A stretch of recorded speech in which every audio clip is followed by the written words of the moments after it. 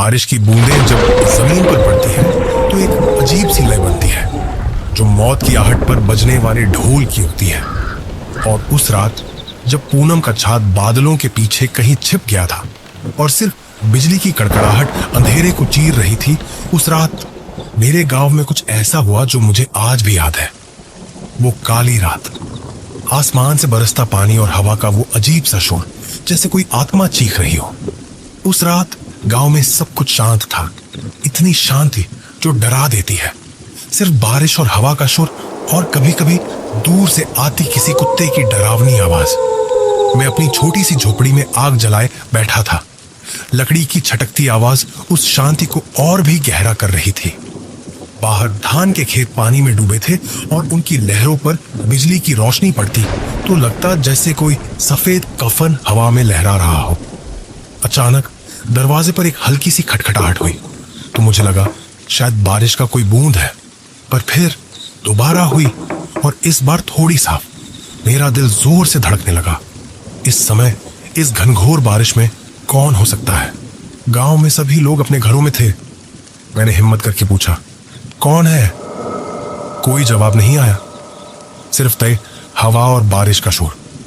मैंने फिर पूछा थोड़ी तेज आवाज में, तो कौन है बाहर? और इस बार जो आवाज आई वो मेरे रोंगटे खड़े करने वाली थी। एक आवाज आई, मुझे पानी चाहिए। मेरी सांस अटक गई। ये आवाज किसी इंसान की नहीं थी। इसमें एक अजीब सी ठंडी गूंज थी जो हड्डियों तक को सुन्न कर दे। मैंने पल भर सोचा शायद कोई बीमार है या कोई राहगीर रास्ता भटक गया है, पर फिर मुझे गांव की पुरानी कहानियां याद आई, उन आत्माओं की जो बारिश की रातों में भटकती है, प्यास बुझाने के लिए या कुछ और करने के लिए। मैंने हिम्मत नहीं की दरवाजा खोलने की। आवाज फिर आई, दरवाजा खोलो, मुझे पानी चाहिए। मुझे लगा जैसे कोई मेरी झोपड़ी के बिल्कुल बाहर खड़ा है। मैंने अपनी आंखें नहीं खोली। मेरे जहन में गांव की वो कहानी गूंज रही थी जिसमें बताया जाता था कि आत्माएं तभी तुम्हारे घर में घुस पाती है जब तुम उन्हें बुलाते हो या दरवाजा खोलते हो। अचानक एक तेज बिजली चमकी। उसकी रोशनी में मैंने दरवाजे के नीचे से देखा। वहां कुछ भी नहीं था, सिर्फ गीली जमीन और पानी का बहाव। मुझे एक पल के लिए लगा शायद ये मेरा वहम था। मैंने अपनी सांसें नॉर्मल करने की कोशिश की जब तक कि फिर से खटखटाहट नहीं हुई। इस बार खटखटाहट तेज थी। तुम क्यों नहीं खोलते? मैं कब से इंतजार कर रहा हूं। आवाज अब मेरे कानों में गूंज रही थी, जैसे कोई मेरे बिल्कुल पास आकर बोल रहा हो।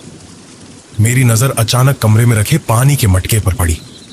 वो मटका जो गांव में शुभ माना जाता था, उस पर एक लाल धागा बंधा हुआ था और उसमें तुलसी के कुछ पत्ते तैर रहे थे।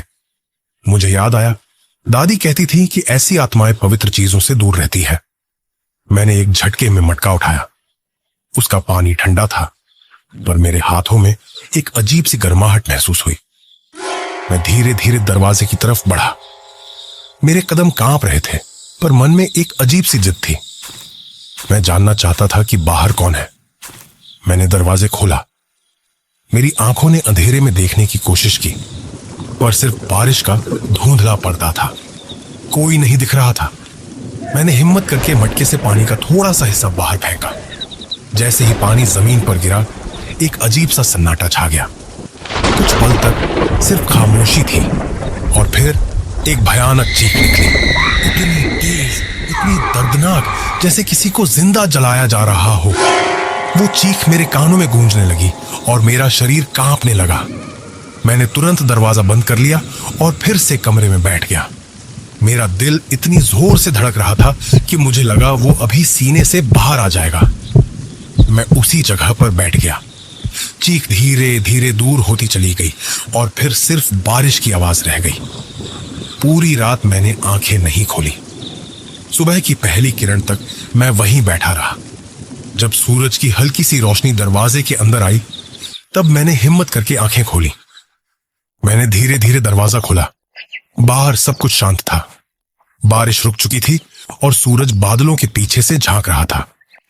हवा में एक अजीब सी ताजगी थी, पर उस ताजगी में भी एक खौफ छिपा था।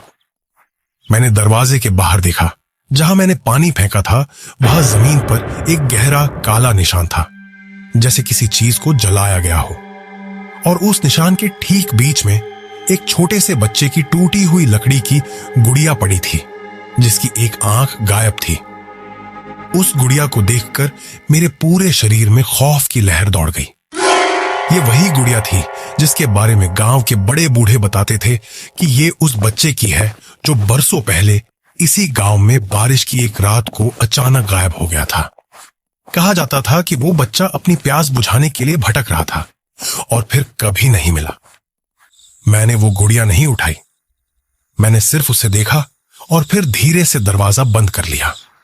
उस दिन के बाद जब भी बारिश होती है और रात में कोई हल्की सी खटखटाहट होती है, मेरा दिल कांप जाता है।